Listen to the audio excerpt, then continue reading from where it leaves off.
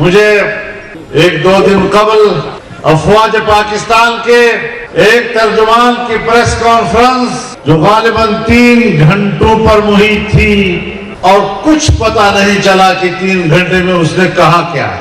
اتنی فصاحت و بلاغت کے ساتھ بات کر رہا تھا. وہ بظاہر تو تاثر دے رہا تھا کہ وہ یہ باتیں کسی اور کے خلاف کر رہا ہے، لیکن جو بھی بات کرتا تھا کوشش کرتا تھا کہ وہ میری باتوں کا جواب دے. میں جس جگہ پہ کھڑا ہوں کسی دلیل سے ہوں، میں یوں ہی دست و گریباں نہیں زمانے سے. ہمیں کیا پڑی ہے 10 لاکھ لوگوں کو اس میدان میں لانا، سفر کر کے یہاں آنا، سفر اور موسم کی تکلیف برداشت کرنا. پھر کہتا ہے کہ الیکشن کے حوالے سے فوج کا کوئی رول نہیں. میں بھی آپ کو بتانا چاہتا ہوں کہ آئین میں، قانون میں، رولز میں کوئی رولز نہیں ہے کہ فوج سیاست میں بات کرے. اور میں بھی مانتا ہوں کہ آئین اور قانون کے روح سے تمہارا کوئی رول نہیں، لیکن یہ سارا رولا ہی تیرا ہے. یہ رولا تیرا ہے. کہتا ہے فوج پر تنقید کرنا یہ ملک سے بغاوت ہے، فوج پر تنقید کرنا یہ تو ملک کے خلاف بات کرنی ہے. ہاں میں بھی جانتا ہوں کہ فوج میری ریاست کی محافظ ہے، لیکن جب آپ آئینی آرٹیکل کے مطابق حلف اٹھاتے ہو فوج میں شامل ہونے کے وقت کہ میرا سیاست سے کوئی تعلق نہیں ہوگا، میں سیاست میں کوئی حصہ نہیں لوں گا، پھر جس وقت تم سیاست میں حصہ لیتے ہو تو پھر تم اس وقت پاکستان کے فوجی نہیں رہتے. اس لیے میں تم پر تنقید کرتا ہوں. میں ملک میں کوئی اندھی سیاست نہیں کر رہا. میں ملک کے آرمی چیف کو بھی جانتا ہوں، ISI کے چیف کو بھی جانتا ہوں، میں مقتدرہ کو بھی جانتا ہوں. میں 40 سال سے زیادہ عرصہ پاکستانی سیاست سے وابستہ رہ کر کس چیز سے اب ناواقف ہوں کہ تم مجھے صفائی دو گے کہ میں نے سیاست میں حصہ لینا ہے یا نہیں. میرا دعویٰ آپ کے خلاف یہ ہے کہ تم نے سیاست میں حصہ لیا ہے، اس کے بعد تم پاکستان کے فوجی نہیں رہے کہ میرے اوپر تمہارا احترام لازم ہے. ہاں واپس فوجی بن جاؤ، جہاں سے نکلے وہی کھڑے ہو جاؤ. میں آپ کے شانہ بشانہ کھڑا ہو جاؤں. شاید یا تم نے مجھے نہیں پہچانا یا میں نے تمہیں نہیں پہچانا، لیکن مجھے پوری طرح اطمینان ہے کہ میں نے آپ کو ٹھیک سمجھا. مجھے آپ کے بارے میں اپنی رائے دینے میں کوئی کسی قسم کا تردد نہیں ہے.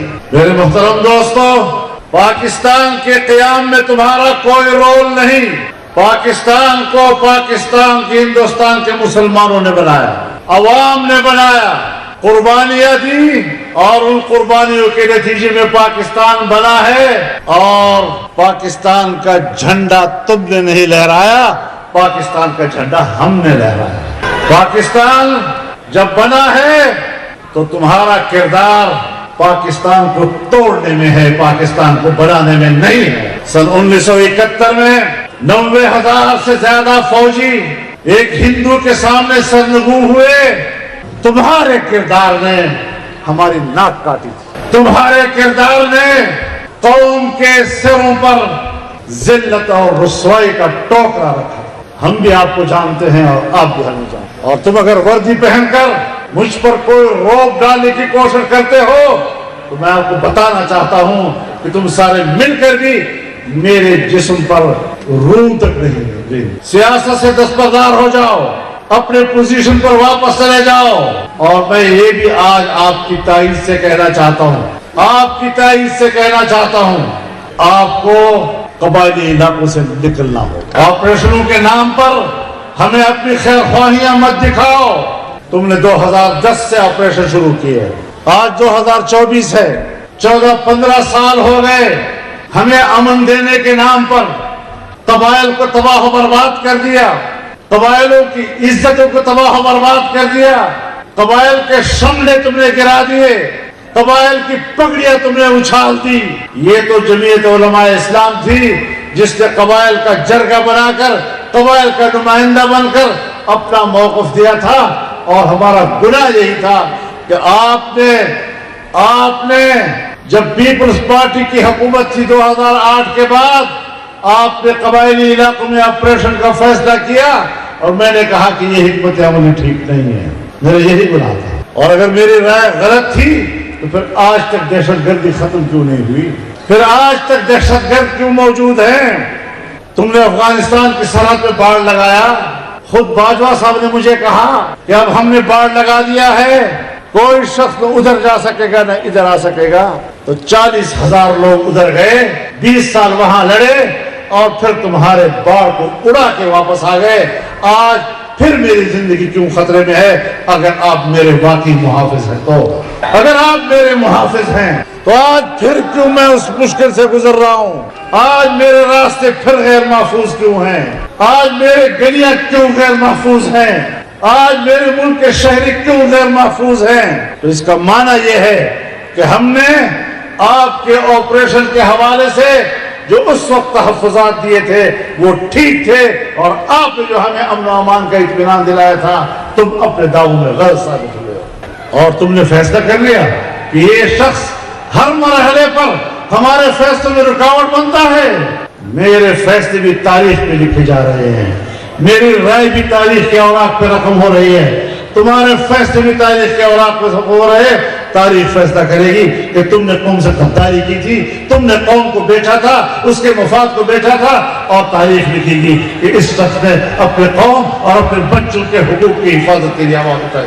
ہم بلا وجہ نہیں لڑا کرتے، ہمیں کسی سے لڑنے کا شوق نہیں ہے، اور آپ جانتے ہیں ہم تقریروں میں گالیاں نہیں دیا کرتے، ہم تقریروں میں کسی کا مذاق نہیں اڑاتے، لیکن ہم اپنا نقطہ نظر وضاحت سے پیش کرتے ہیں۔ ہم اپنا نقطہ نظر پیش کریں تب بھی تم ناراض، وہ آپ کی مرضی۔ آج کہتے ہو 9 مئی 9 مئی 9 مئی، اور 9 مئی کو جو ہوا تھا وہ غداری ہے اور ہم یہ کر دیں گے، ہم وہ کر دیں گے۔ اور خدا کے بندے، تمہاری دھاندلی کے نتیجے میں جو مینڈیٹ سامنے آیا، اب 2 راستے ہیں آپ کے لیے، یا کہہ دو کہ ہم نے دھاندلی کی ہے جس طرح کہ ہمارا دعویٰ ہے آپ کے اوپر، کہہ دو کہ ہم نے دھاندلی کی ہے، اور اگر تم نے دھاندلی نہیں کی تو پھر عوام نے آپ کے 9 مئی کے بیانیے کو دفن کر دیا، اسے مسترد کر دیا۔ میرے محترم دوستو، اور آپ نے ایک بار پھر پاکستان کے سیاہ و سفید کے مالکوں کو یہ پیغام دے دیا ہے کہ ہم اس ملک کے لیے آپ کی جعلی اسمبلیوں کو قبول نہیں کر رہے۔